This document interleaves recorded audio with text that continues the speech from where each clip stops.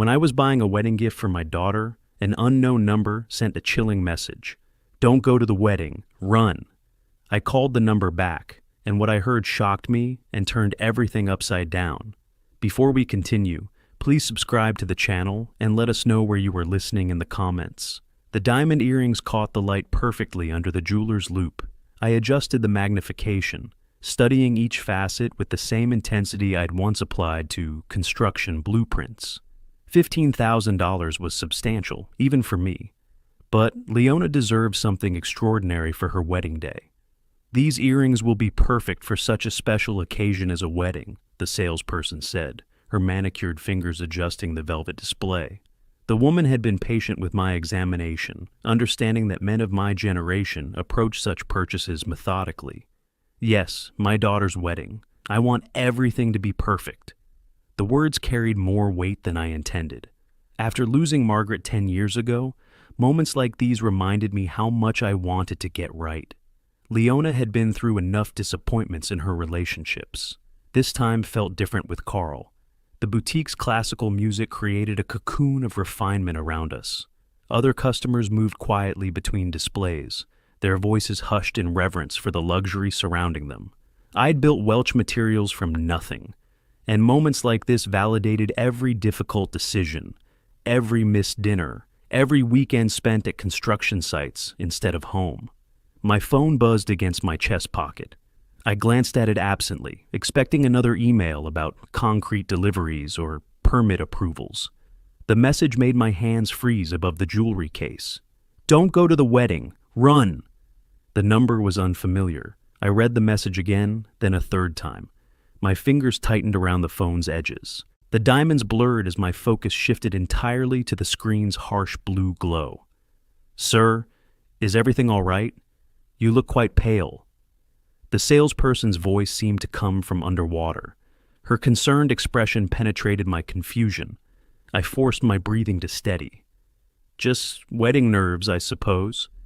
The lie came easily, a businessman's reflex to maintain composure under pressure. But inside, questions multiplied like cracks in concrete under freeze-thaw cycles.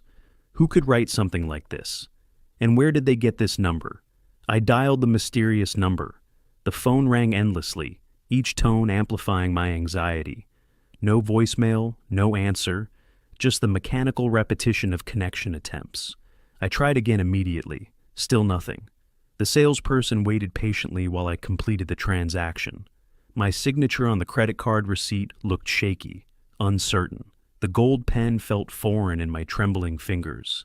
She wrapped the earrings in tissue paper with practiced efficiency, placing them in the iconic Tiffany box with its perfect bow. I hope your daughter loves them, she said, handing me the small shopping bag. She will. The response was automatic. My thoughts remained fixed on the message, analyzing its implications like a structural engineer examining foundation problems. Someone knew about the wedding. Someone wanted me afraid. I walked toward the mall's main corridor, clutching the Tiffany bag against my side. Other shoppers moved around me in blissful ignorance while I scanned faces, searching for threats I couldn't identify. The Mall of America's crowds, usually comforting in their anonymity, now felt oppressive. Every stranger could be watching. Every phone could be documenting my movements. The gift that had given me such satisfaction moments ago now felt like evidence of my vulnerability. Someone knew my plans, my schedule, even my phone number. They wanted me to run from my daughter's wedding. I needed coffee. I needed time to think. The small cafe near the food court beckoned with its promise of normalcy and caffeine. Perhaps in the familiar ritual of ordering and sitting, I could make sense of this disruption to my carefully ordered world. The coffee grew cold while I stirred it obsessively, watching the cream swirl in patterns that reminded me of concrete mixers. The Tiffany bag sat on the table beside my elbow, its presence both reassuring and mocking. $15,000 for earrings, and now someone was telling me not to give them to my daughter. Families occupied nearby tables, their children's laughter creating a soundtrack of normalcy I couldn't access. My phone lay face up on the table, its dark screen reflecting my anxious face. I'd checked it 17 times in the past hour, willing it to ring so I could demand answers from whoever had shattered my peaceful afternoon. The second buzz made me jump. Another message from the same unknown number. "I'll explain everything later, but don't go home today. Trust me." My logical mind rebelled against following instructions from a stranger. 68 years of business experience had taught me to verify sources, demand credentials, require proof before making decisions. But something deeper, an instinct I'd learned to trust during decades of construction negotiations, whispered that I should listen. I dialed the number again. The endless ringing mocked my desperation for answers. Whoever was sending these messages had no intention of immediate communication. They were controlling the timing, forcing me to react rather than respond strategically. "Another coffee, sir?" The young server appeared at my elbow, pot in hand, concern creasing her features. "Make it a double shot."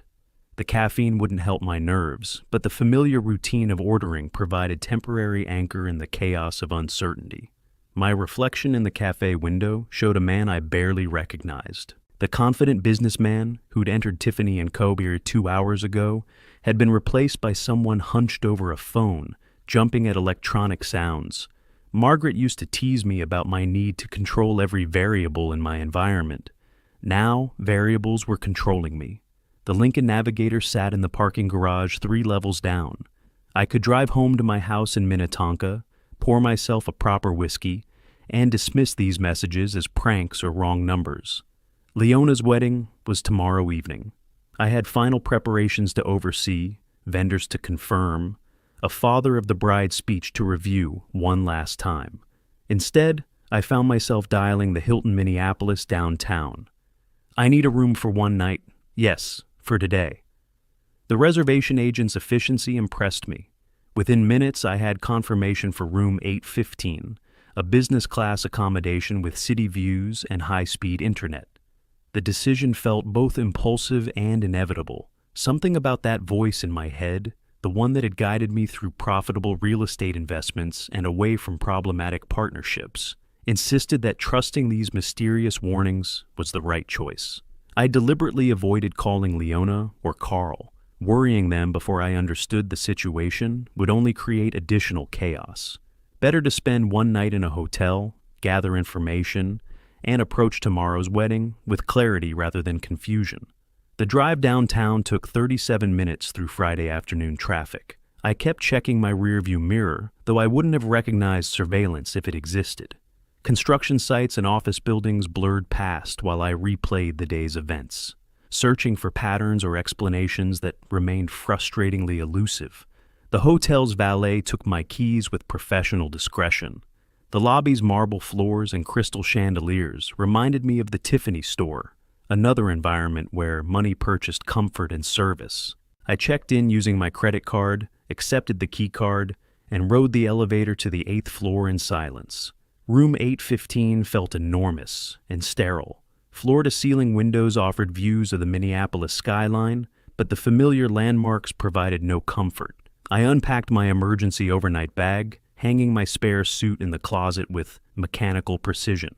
The hotel room's silence pressed against my eardrums like deep water. I'd ordered room service twice, watched 3 news programs, and taken a shower that lasted 43 minutes. Nothing distracted me from the phone sitting on the nightstand, its screen dark and accusatory. 7 attempts to call the mysterious number had yielded nothing but endless ringing. Whoever was behind these warnings controlled our communication completely. They would contact me when they chose, not when I demanded answers. The steak arrived perfectly cooked, accompanied by a bottle of 18-year-old Macallan that cost more than most people earned in a week. I signed the bill mechanically, tipping the room service waiter enough to ensure he wouldn't remember me as anything other than generous. "Just leave it on the table, thank you." My voice sounded hollow in the spacious room. The waiter's departure left me alone with my thoughts and growing paranoia. Outside the windows, Minneapolis glittered with Friday night energy. Couples walked hand in hand toward restaurants and theaters, living normal lives unburdened by cryptic warnings and unexplained fears. I envied their ignorance while nursing my whiskey, watching traffic patterns 8 floors below. The wedding was less than 20 hours away.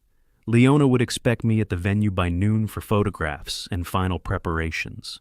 The banquet hall on the Mississippi River had cost me $47,000, not including flowers, music, or catering. Everything was arranged, confirmed, and paid for.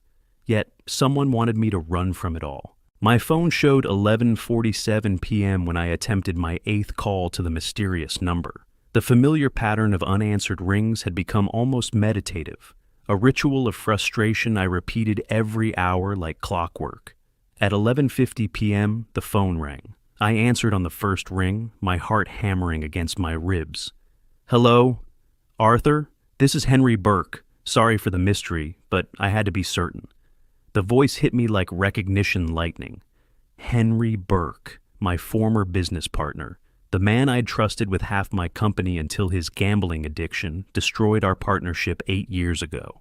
We'd parted ways acrimoniously, lawyers mediating the dissolution of what had once been genuine friendship.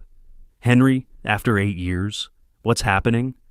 The questions tumbled out before I could control them. Relief at finally having answers competed with confusion about why Henry had contacted me through anonymous messages. Today I was at Lawyer Stevens's office for my aunt's estate matter. Henry's voice carried the weight of someone delivering terrible news. "Arthur, I overheard something. About your daughter's wedding. About you." The whiskey glass trembled in my free hand. Stevens was a prominent Minneapolis attorney, the kind who handled wealthy families' legal affairs with discretion and efficiency. What could Henry have overheard that warranted cryptic warnings and hotel room isolation? "What did you hear?" The question emerged as barely more than a whisper. "Not over the phone. Too dangerous. Meet me tomorrow morning at the Guthrie Theater, the bridge overlooking the river, 10 o'clock. Come alone. And Arthur?" Henry's pause stretched uncomfortably. "Bring everything important. Papers, passwords, anything you'd need if you couldn't go home for a while." The line went dead before I could respond. I stared at the phone's blank screen, my reflection distorted in its dark surface. Outside, Minneapolis continued its Friday night celebrations while I sat in an expensive hotel room contemplating the destruction of everything I'd built. Tomorrow was supposed to be Leona's wedding day. Instead, it might be the day I learned why someone wanted me to disappear. The phone's weight felt enormous in my grip as Henry's voice echoed through the hotel room's silence. 8 years of separation melted away, leaving only the urgency in his tone and the dread building in my chest. I stood up from the bed, pacing toward the window where Minneapolis sparkled below like scattered diamonds. "Henry, what exactly did you overhear?" My voice sounded steadier than I felt. The businessman in me needed facts, specifics, evidence before accepting what my instincts already feared. I heard her saying, "The old man barely leaves the house anyway. We'll find witnesses about memory problems."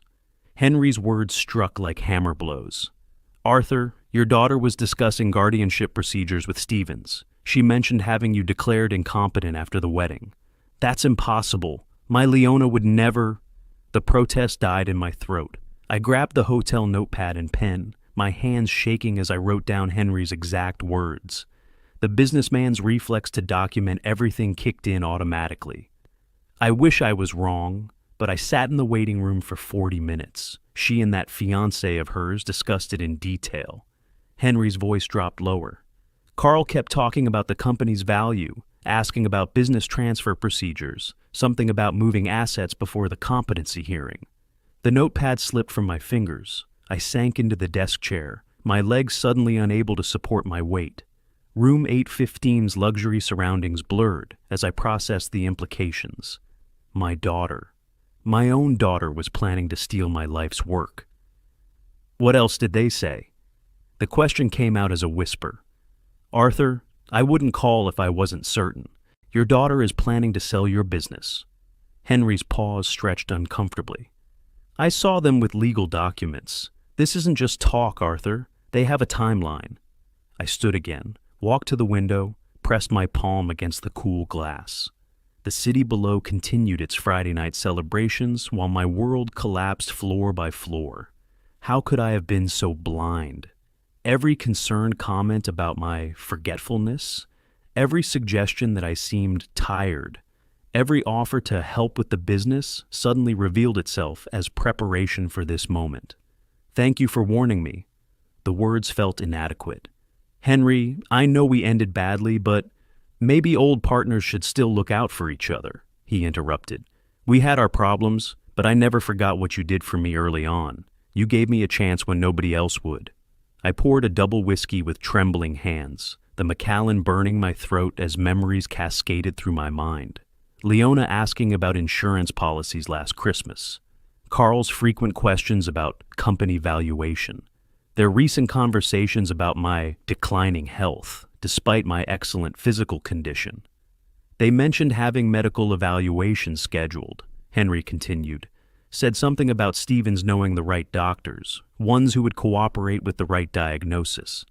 The glass shattered against the hotel room's marble floor. I stared at the amber liquid spreading across expensive stone, my hands shaking uncontrollably. They had it all planned. The wedding was just a celebration before destroying my life. "Henry, I need to know everything, every word you heard." For the next 20 minutes, Henry recounted the conversation with devastating precision. Legal documents were already prepared, medical professionals had been contacted, financial advisors were standing by to liquidate assets. My daughter and her fiancé had orchestrated a comprehensive plan to steal everything I'd built over 40 years. I filled 3 pages with notes, documenting every detail like preparing for the most important business negotiation of my life, because that's exactly what this was, a fight for my company, my independence, my very identity. "Arthur, there's something else." Henry's voice carried new weight. "They mentioned moving quickly after the honeymoon. Something about you having an episode at the wedding reception, becoming confused or agitated. They plan to use that as evidence." The hotel room felt like a trap. Tomorrow evening I was supposed to walk Leona down the aisle, smile for photographs, give a heartfelt father of the bride speech. Instead, I would be participating in the setup for my own destruction. I set down the phone and stared at my reflection in the dark window. A 70-year-old man looked back, but behind those eyes burned the same determination that had built Welch Materials from nothing. They wanted to destroy Arthur Welch. They had no idea who they were dealing with.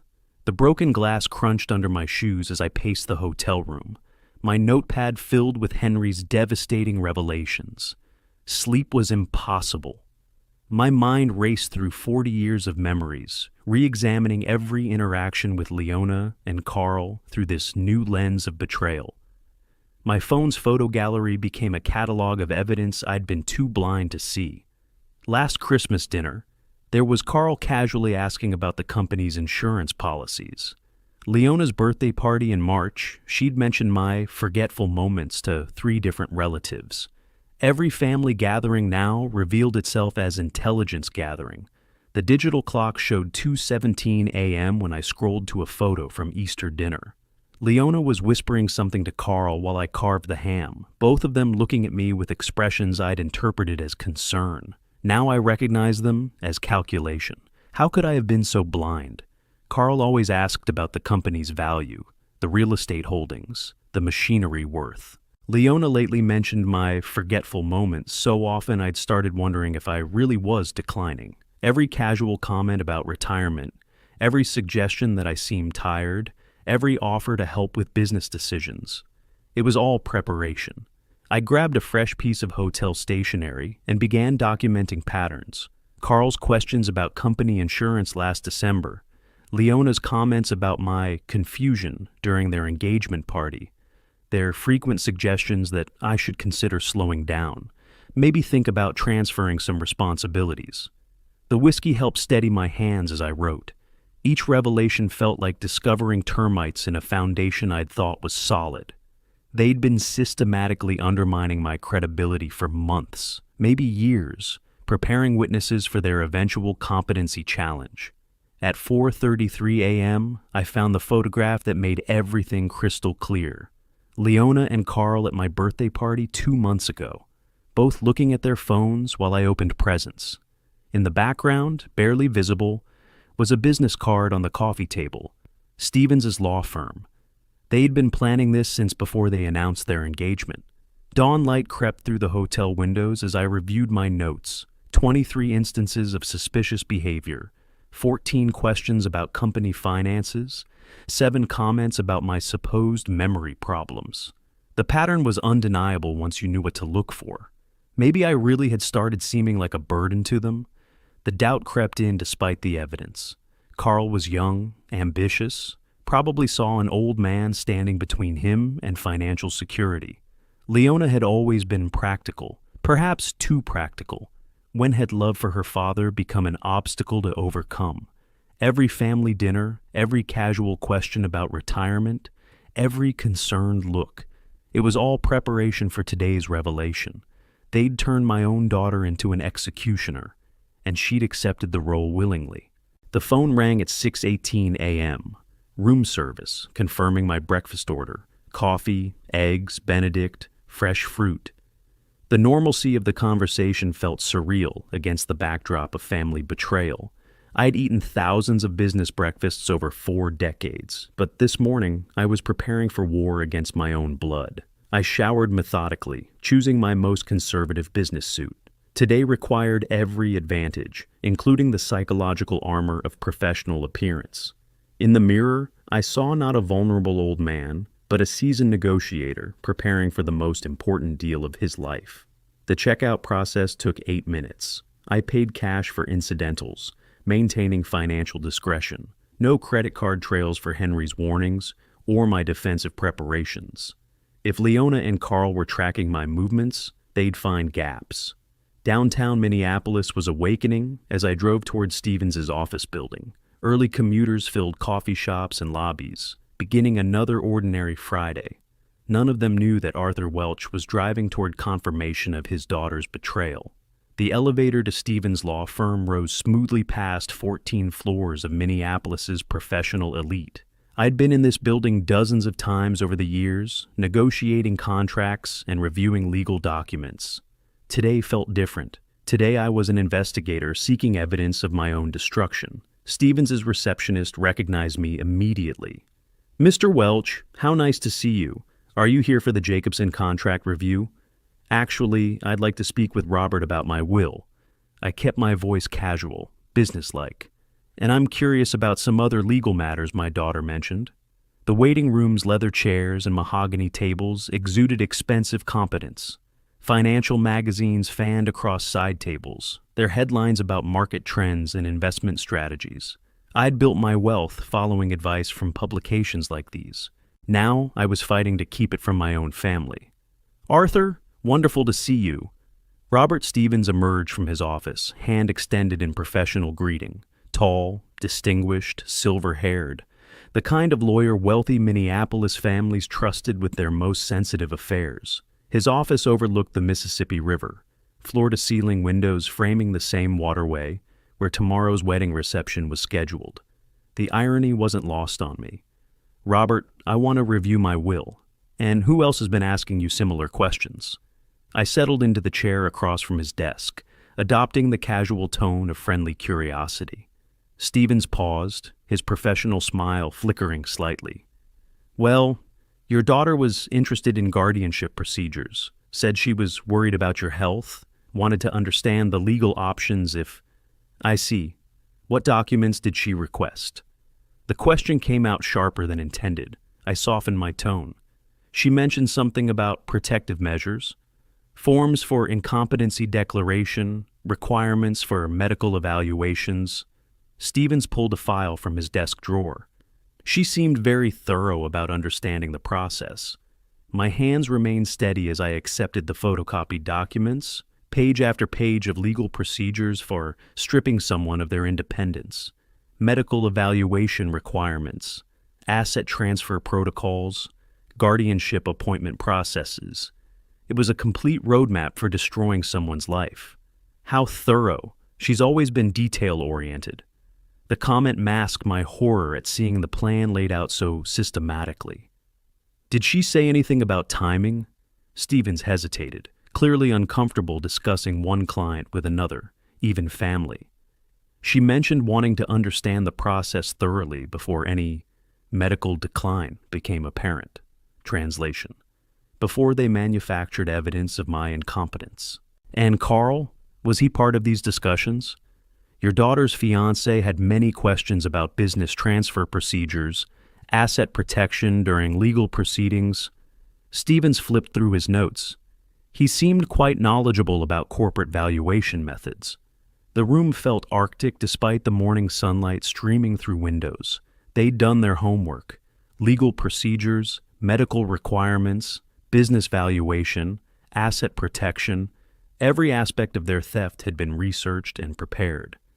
Robert, I'd like copies of everything related to guardianship law.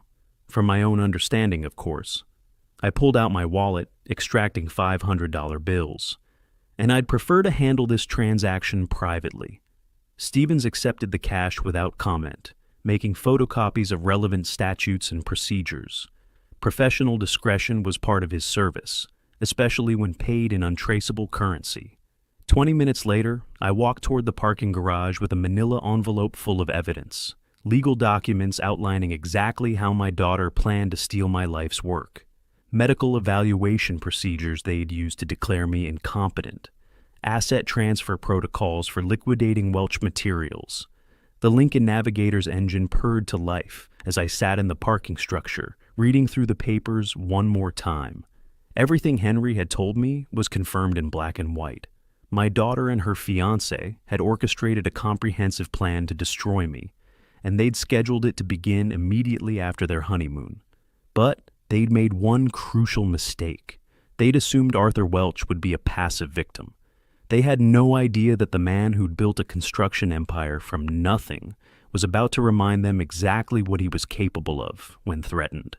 The familiar weight of my house keys felt foreign as I unlocked the front door at exactly noon. The manila envelope containing Stevens' documents remained hidden in my briefcase, alongside the Tiffany bag that had started this nightmare 20 hours ago. I hung my jacket on the designated hook with deliberate normalcy, setting my briefcase beside the hall table. "Dad, where were you? We were worried. You didn't answer your calls." Leona rushed from the kitchen, her face a perfect mask of concern.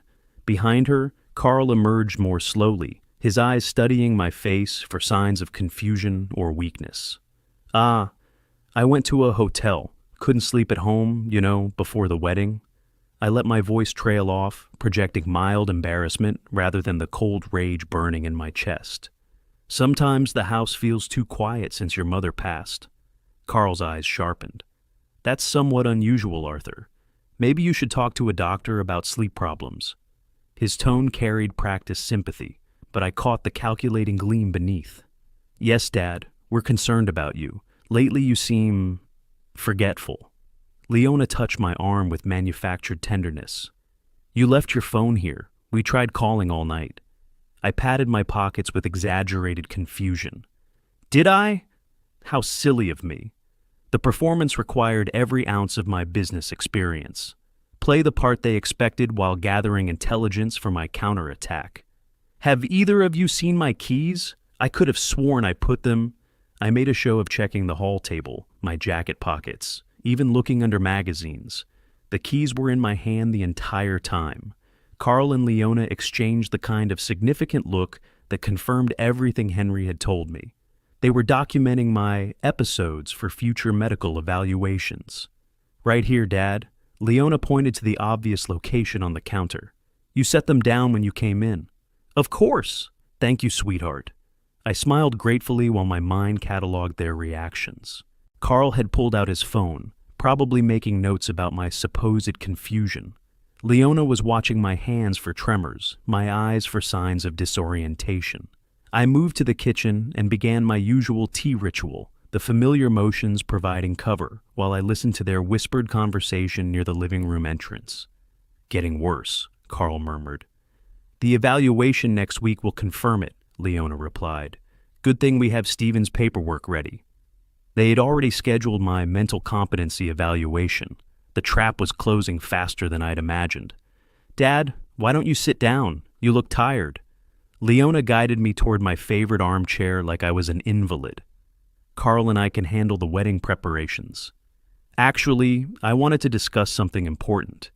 I settled into the chair, adopting the tone of a man seeking advice from younger, more capable family members.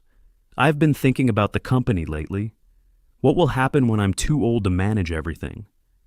Both of them leaned forward with predatory interest. Don't worry about that now, Arthur. Carl's voice carried false reassurance. We'll help you when the time comes. But what if something happens to me?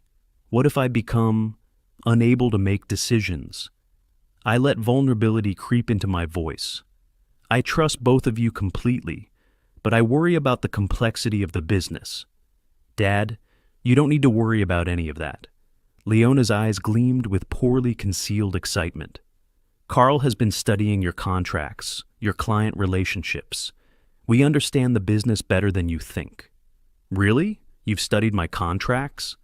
I feigned surprise while mentally recording her admission. That's very thoughtful, but some of those arrangements are quite complex. Actually, I've identified several opportunities for consolidation, Carl interrupted. Your company could be much more profitable with proper management. I even know potential buyers who are ready to pay exceptional prices. The audacity was breathtaking. They were so confident in their plan that Carl was openly discussing selling my life's work. I sipped my tea and nodded thoughtfully, playing the role of an aging businessman grateful for young expertise. My phone buzzed with a text message. Both Leona and Carl watched intently as I fumbled with the device, deliberately holding it at the wrong angle and squinting at the screen. Having trouble reading it, Dad? Leona asked with false concern. These screens are so small. I handed her the phone. Could you tell me what it says? The message was from Henry. Everything okay? Stay strong. Just a spam message, Leona lied smoothly, deleting the text before handing back my phone. They were already controlling my communications. I stood slowly, stretching my back with theatrical discomfort. I think I'll rest before tonight's rehearsal dinner. This has been an exhausting day. Good idea, Dad. You need your strength for tomorrow. Leona kissed my cheek while Carl watched from across the room, probably timing how long my confusion episodes lasted. I walked toward my study, my footsteps deliberately unsteady. Behind me, I heard them begin another whispered conference about my declining condition and their accelerated timeline. The study door closed with a soft click, finally giving me sanctuary to drop the performance. My hands shook as I reached for my phone, but this time it was rage, not confusion, that made them tremble. The study's familiar walls provided temporary refuge from my performance of decline. I activated my phone's recording app, testing the audio quality by tapping the desk and whispering test phrases. Clear sound, no distortion, perfect for capturing confessions. My business instincts took over as I planned the evidence collection strategy. Leona and Carl believed they were dealing with a confused old man. That perception was now my greatest weapon. They would speak freely around someone they considered mentally compromised. I slipped the phone into my shirt pocket, microphone positioned upward, and returned to the living room where they continued their whispered planning session. Feeling better, Dad? Leona looked up from a stack of papers they'd been reviewing, papers that definitely weren't wedding-related based on the legal letterhead I glimpsed. Much better. Actually, I wanted to continue our conversation about the company. I settled back into my chair, adopting the tone of someone seeking reassurance. Sometimes I think I'm getting too old for business. What will happen to the company when I can't handle the complexity anymore? Carl leaned forward eagerly. Don't worry, Arthur. Leona and I will help. I've studied all your contracts, the Morrison project, the Henderson development, even the equipment leasing arrangements with Caterpillar. The casual mention of specific contracts stunned me. Those files were locked in my office safe. How had he accessed them? You know about the Henderson development? I let my voice sound impressed rather than alarmed. That's very complicated. The environmental permits alone. Already reviewed them, Carl said proudly. Plus the profit projections, the timeline for completion, everything. You've built an incredible company, but it could be even more profitable with proper management. Leona nodded enthusiastically. Dad, maybe you should work less. We'll take care of everything. You've earned a rest. Could you really manage such a large company? I made my voice sound both hopeful and doubtful. Of course. I even know buyers who are ready to pay a very good price. Carl's excitement was making him careless. Consolidated Construction has been interested in your client list for years. They've offered $47 million for the whole operation. My blood turned to ice. $47 million was roughly 60% of the company's actual value. They were planning to sell my life's work at a devastating loss, probably taking a substantial finder's fee for themselves. $47 million, I repeated slowly, as if trying to process the number. That sounds like a lot of money. It is, Arthur, enough to keep you comfortable for the rest of your life. Carl's patronizing tone made me want to throw him through the window. Leona and I would handle all the business details. You could relax, maybe do some traveling. Where would I travel? I asked, with the innocent curiosity of someone whose world was shrinking. Somewhere warm, Leona suggested. Maybe a nice assisted living community in Arizona. They have excellent facilities there. Assisted living. They were planning to warehouse me in some institutional setting while they looted my assets. The phone in my pocket captured every word of their casual discussion about destroying my independence. That sounds lovely. I smiled vacantly while imagining their eventual imprisonment. But what about my house? I've lived here for 35 years. Don't worry about the house, Dad. We'll handle selling it. Leona's voice carried the patience of someone explaining simple concepts to a child. These decisions are too complex for you to worry about anymore. Carl pulled out his phone and began scrolling through contacts. Actually, I should call the evaluation specialist. Dr. Morrison said he could move your appointment to Tuesday if necessary. Dr. Morrison. They'd already arranged for my mental competency evaluation with a specific doctor, probably one they'd bought or pressured. The timeline was accelerating beyond even Henry's warnings. What evaluation? I asked, with perfectly feigned confusion. Just a routine checkup, Dad. Dr. Morrison specializes in age-related cognitive changes. Leona's euphemism was almost elegant. We want to make sure you're healthy. That's very thoughtful. I stood slowly, shuffling toward the kitchen like an old man needing tea. You two are such good children, taking care of everything. Behind me, I heard Carl dialing Dr. Morrison's number. The phone in my pocket captured every word as he discussed moving my cognitive evaluation to Tuesday morning, 2 days after the wedding. They weren't even waiting for the honeymoon to begin their assault. The kitchen provided perfect acoustics as I prepared another cup of tea with deliberately shaky hands. Their conversation carried clearly from the living room. Tuesday works perfectly, Carl said into his phone. Yes, the family is very concerned about his declining condition. Memory problems, confusion, difficulty with complex decisions. No, he won't resist. He trusts us completely. The water boiled as Leona added her voice to the planning. We should have the guardianship papers filed by Wednesday. Stephen said the court date could be as early as Friday if we present compelling medical evidence. 1 week. They were planning to strip away my independence, sell my company, and institutionalize me within 1 week of their wedding day. The audacity was breathtaking, but it was also their fatal mistake. They'd revealed their entire timeline, their methods, even their corrupt doctor's name. I returned to the living room carrying my tea with both hands, the picture of elderly frailty. I couldn't help but overhear, "You're arranging a doctor's appointment for me? Just a checkup, Dad." Leona's smile was radiant with false affection. "We love you so much. We want to make sure you're properly cared for." The recording app continued capturing evidence as I nodded gratefully, playing the role of a trusting father while my mind calculated the precise nature of their eventual downfall. They wanted to prove Arthur Welch was mentally incompetent? Tomorrow, at their wedding reception, they would discover exactly how sharp his mind really was. Monday morning arrived with a crisp clarity that only comes after sleepless planning. I'd spent Sunday reviewing every recorded conversation, organizing documents, and preparing my counterattack with the methodical precision that had built Welch materials from nothing. Today was execution day. The drive to my office took 23 minutes through morning traffic. I carried 2 briefcases, one with the usual business documents, another with evidence that would destroy my daughter's future. The irony wasn't lost on me that I was driving to save my company from my own blood. My assistant Margaret, I'd named her after my late wife, looked up from her computer with professional concern. "Mr. Welch, I didn't expect you today. Isn't the wedding this weekend?" "Saturday evening, yes, but I have some urgent business to handle first." I unlocked my office door, already planning the morning's delicate operations. "Margaret, could you clear my schedule until noon? I have some sensitive calls to make." The first call went to Blackwood Investigations, a firm I'd used for employee background checks.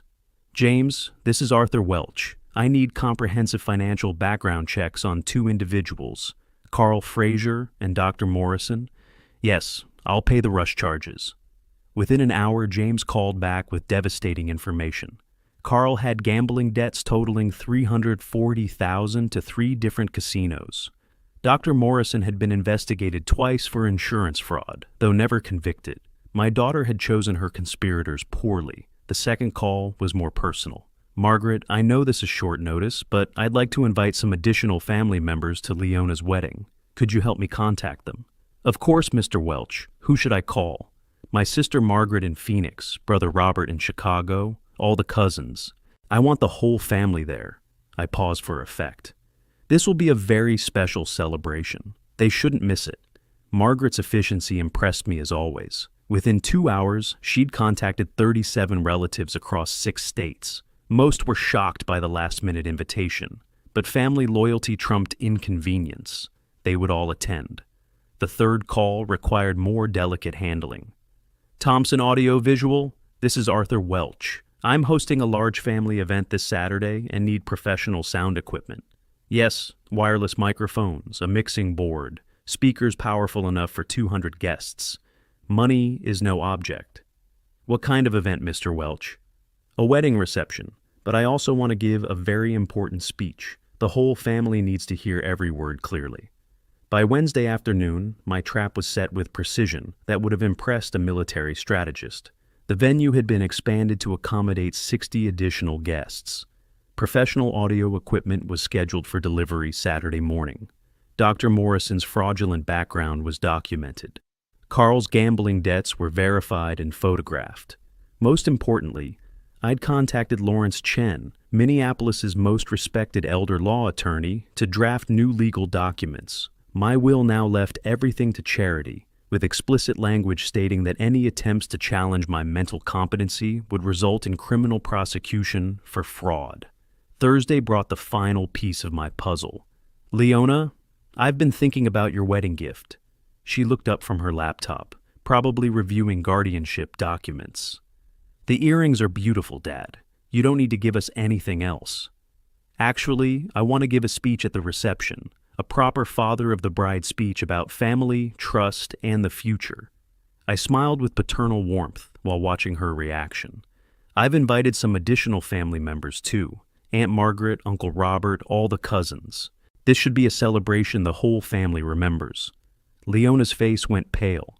"But Dad, we planned an intimate ceremony." "Nonsense. This is my daughter's wedding. I want everyone to witness this momentous occasion." I patted her hand affectionately. "Don't worry about the cost. I've already expanded the venue and arranged for professional audio equipment. Everyone will hear my speech perfectly." Carl appeared in the doorway, obviously having overheard our conversation. "Arthur, maybe a smaller gathering would be less overwhelming for you." "Overwhelming? This is the happiest day of my life." I stood and embraced them both with theatrical emotion. "My daughter is marrying a wonderful man.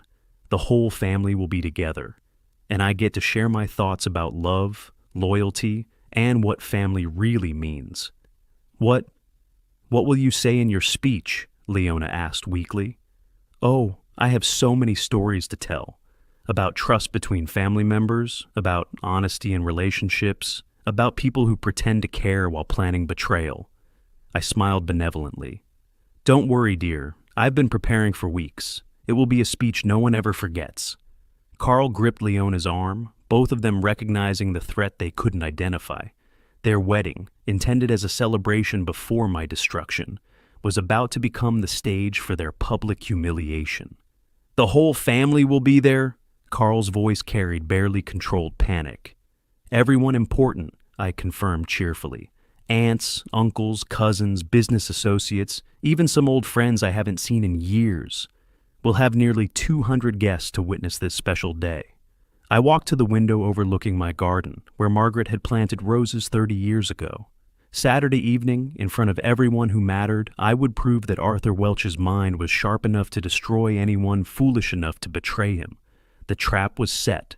The audience was confirmed. The evidence was prepared. All that remained was the execution.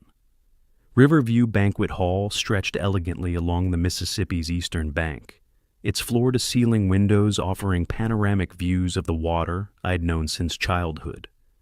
I arrived at precisely 2:06 p.m., carrying my briefcase and the Tiffany bag that had started this journey 8 days ago.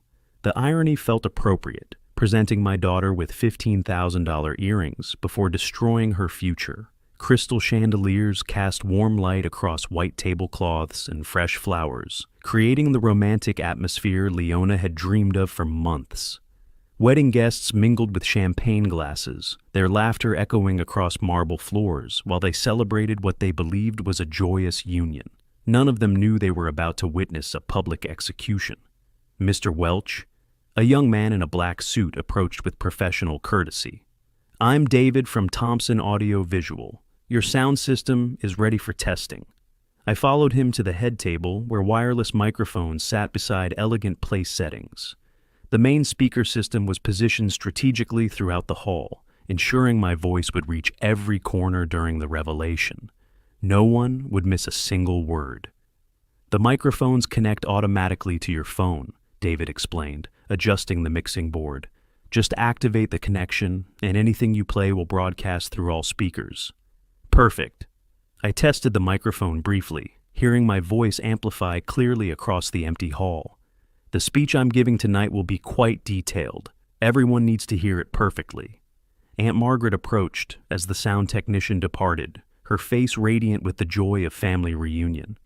"Arthur, how are you holding up? Leona looks absolutely beautiful. We haven't seen each other in months." "Thank you for coming. Today will be an unforgettable day." I embraced her warmly, genuinely grateful for her presence despite the coming storm. I wanted the whole family here to witness something very important. Uncle Robert appeared with several cousins, all expressing delight at the unexpected invitation. Their genuine happiness made my heart ache, knowing I was about to shatter the family's peace forever. But justice demanded witnesses, and family deserved truth. "Arthur, you seem quiet today. Are you feeling all right?" Leona approached in her stunning white gown, every inch the radiant bride. Her concern appeared genuine, though I now recognized the calculating assessment beneath her loving daughter facade. "Just emotional, sweetheart. A father doesn't marry off his only daughter every day." I kissed her cheek, tasting the salt of my own hidden tears.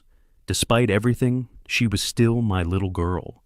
The betrayal hurt more than I'd imagined possible. Carl worked the room with practiced charm, shaking hands and accepting congratulations from relatives who admired his apparent devotion to family business. "Arthur's been so generous," I overheard him telling my brother Robert. "We're lucky to have such a successful family enterprise to build upon." The photography session required careful emotional control. Posing for traditional family pictures, I smiled beside my daughter and her groom, while secretly documenting the last moments before their world collapsed. These photographs would become evidence of their final innocent happiness. "Mr. Welch, would you like to give your speech after dinner service?" The wedding coordinator appeared with clipboard and professional efficiency. "Absolutely. I have quite a lot to say about my daughter and her new husband." I checked my briefcase discreetly, ensuring all evidence remained secure. "Please make sure the microphones are live. This will be a speech the family remembers forever." During dinner, I excused myself to the men's room for final preparation. In the privacy of a marble-walled sanctuary, I opened my briefcase and reviewed the documents one last time. Legal guardianship papers, recorded conversations revealing the conspiracy, financial background checks exposing Carl's gambling debts, Dr. Morrison's fraudulent history. Everything was ready. Everything was documented. Everything would be revealed. The reflection in the bathroom mirror showed a man transformed by betrayal into an instrument of justice. Arthur Welch, the loving father, was about to become Arthur Welch, the avenging businessman. The same ruthless precision that had built an empire would now destroy the daughter who tried to steal it. I returned to the head table as dessert service concluded. 200 family members and friends chatted happily over coffee and champagne, completely unaware that their celebration was about to become a courtroom. Leona and Carl sat beside me, glowing with newlywed happiness and secret anticipation of inherited wealth. The wedding coordinator approached with a gentle tap on my shoulder. "Mr. Welch, whenever you're ready for your speech." I stood slowly, accepting the wireless microphone with steady hands. Conversations gradually quieted as guests noticed the father of the bride preparing to speak. Expectant faces turned toward me with warm anticipation of traditional wedding sentiments about love, family, and future happiness. Instead, they were about to learn what happened when someone betrayed Arthur Welch. I approached the microphone stand as the hall fell into respectful silence. 200 witnesses, professional audio equipment, comprehensive evidence, perfect acoustics for maximum impact. The moment of reckoning had arrived. Dear friends and family, dear friends and family. My voice carried clearly through Thompson's professional sound system, reaching every corner of the elegant reception hall. 200 faces turned toward me with warm expectation, champagne glasses raised in anticipation of traditional wedding toasts about love and happiness. Today is indeed a special day. A day of truth, of family, of discovering who people really are when they believe no one is watching. I smiled benevolently while Leona and Carl exchanged confused glances beside me. As father of the bride, I want to share some important revelations about marriage, trust, and the sacred bonds between family members. Aunt Margaret beamed proudly from her table, clearly expecting heartwarming stories about Leona's childhood and hopes for her future. Uncle Robert raised his champagne glass in preparation for the traditional toast. None of them anticipated witnessing the destruction of everything they thought they knew about their family. Marriage requires absolute honesty between partners, I continued, pulling my phone from my jacket pocket. It demands loyalty, respect, and the kind of trust that allows two people to build a life together. Unfortunately, some people view marriage differently, as an opportunity for financial gain rather than emotional partnership. The crowd murmured appreciative agreement, while Leona's smile began to falter. Carl shifted uncomfortably in his chair, sensing something dangerous in my tone, but unable to identify the threat. Before I share my hopes for the newlyweds, I think everyone should understand exactly what kind of partnership we're celebrating today. I connected my phone to the audio system, watching the connection icon appear on screen. I recently discovered some interesting conversations between my daughter and her new husband. Silence fell across the reception hall like a heavy curtain. 200 guests leaned forward with sudden attention, sensing drama about to unfold. At the head table, Leona gripped Carl's arm with growing panic. "Dad, what are you doing?" she whispered urgently. "Sharing the truth, sweetheart. Isn't that what families do?" I pressed play on the first recording. Carl's voice filled the hall with devastating clarity. "The old man won't understand the business complexity anymore. We'll sell everything and live beautifully while he drools in some nursing home." Gasps echoed throughout the reception hall. Guests stared in shock at the head table, where Carl's face had gone completely white. Leona covered her mouth with trembling hands as her own voice emerged from the speakers. "Dad barely leaves the house anyway. We'll find witnesses about his memory problems."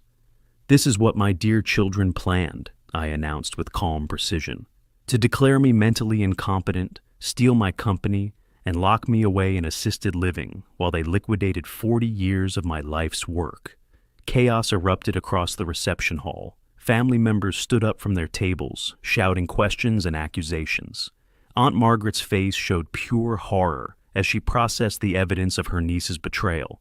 Uncle Robert slammed his champagne glass on the table, amber liquid splashing across white linen.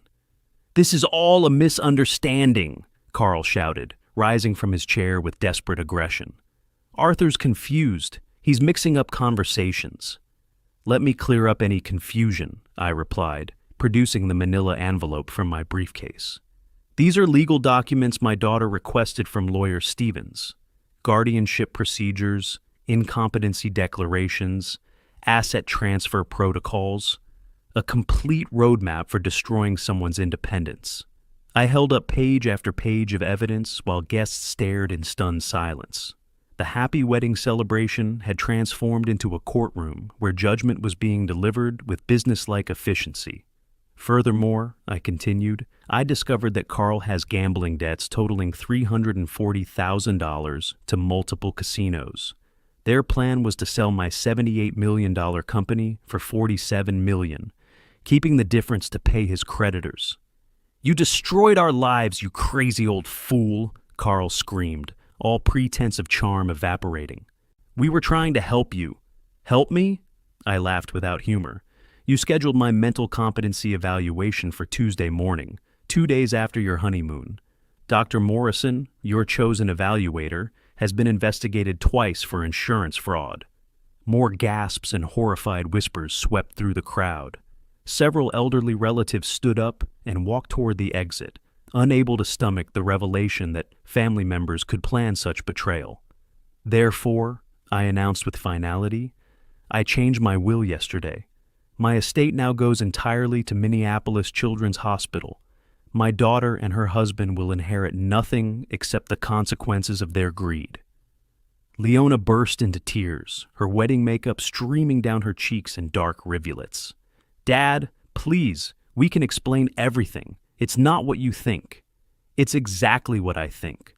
I set down the microphone and looked across the reception hall where half the guests were already gathering their belongings to leave. Ladies and gentlemen, thank you for attending what was supposed to be a celebration. Instead, you've witnessed justice.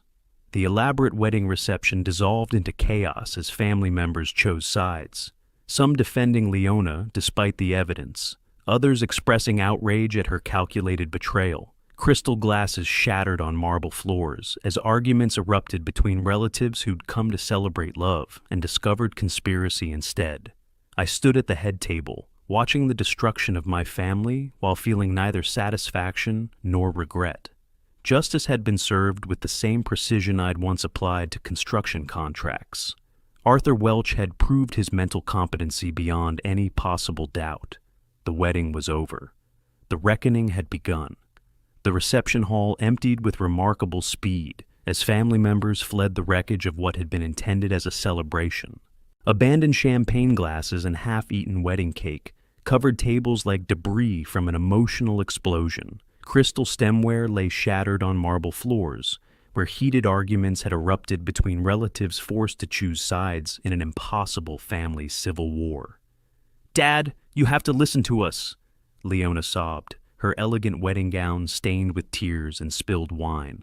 This is all a terrible misunderstanding. We were trying to protect you. Carl paced behind her like a caged animal, alternating between rage and pathetic desperation. You ruined everything.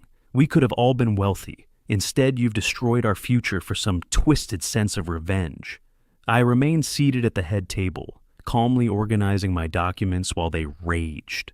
The professional audio equipment still amplified their voices across the nearly empty hall, broadcasting their desperation to the few remaining witnesses who hadn't fled in disgust. Protect me? I looked up from my briefcase with genuine curiosity.